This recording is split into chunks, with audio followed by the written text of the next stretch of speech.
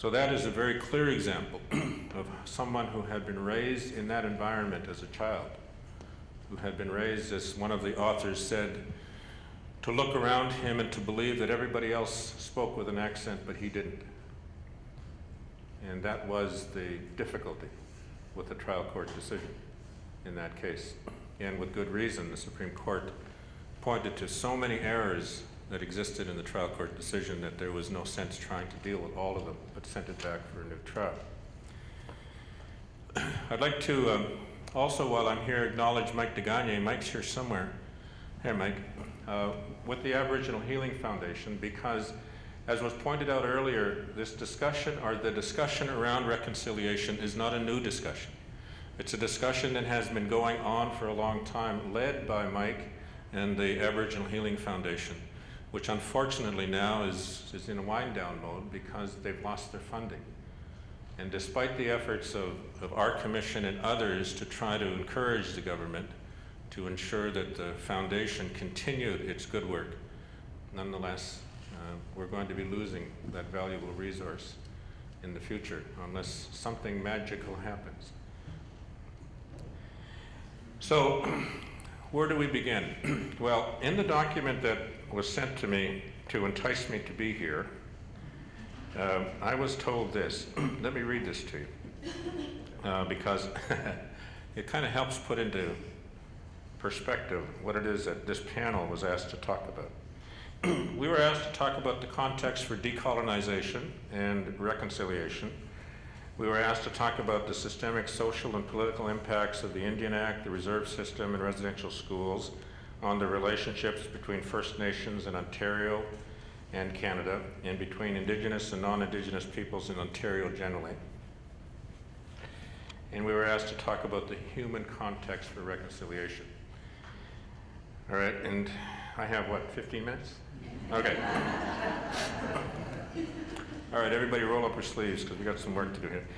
I think if we kind of restate or recast those issues, we can look at it in terms of three questions. And I think those three questions kind of help us to keep it clear. And those three questions are, where are we? Where are we now? How did we get here? And what do we do about it? Or keeping in mind, as Justice Binney has pointed out, that there are corporate lawyers out there who are interested more in talking about things in property law context, we could cast the questions this way. What do we got? How did we get it? And what do we do with it? So let's talk about those questions if I can in the few minutes that I've got, because I'm hoping that at the end of this day there will be a commitment made by all of you in the room to continue this conversation and to continue to gather like this, perhaps at this place, but in other places as well, to carry forward the conversation. Well, where are we now and what do we have? Well, if you look around, all of the literature and all of the media commentary and all of the information that's been available out there for those of you who are not actively engaged within Aboriginal communities, and for those of us who are actively engaged in Aboriginal communities and live in an Aboriginal community, we know that we have a situation, and I'm afraid we're all going to have to generalize here, and that's always unfair to the exceptions, but generalizations, I think, are the rule. We know that we have situations, as Chief Peters has pointed out, of some chaos going on at various levels within the family, within the community, within the institutions that Aboriginal people are responsible for or are involved in. We read in the literature about, for example, the suicide rates among Aboriginal youth in this country. We read about Aboriginal youth gang involvement. We read about drug and alcohol abuse. We read about the health issues. We read about the economic deprivation that's out there.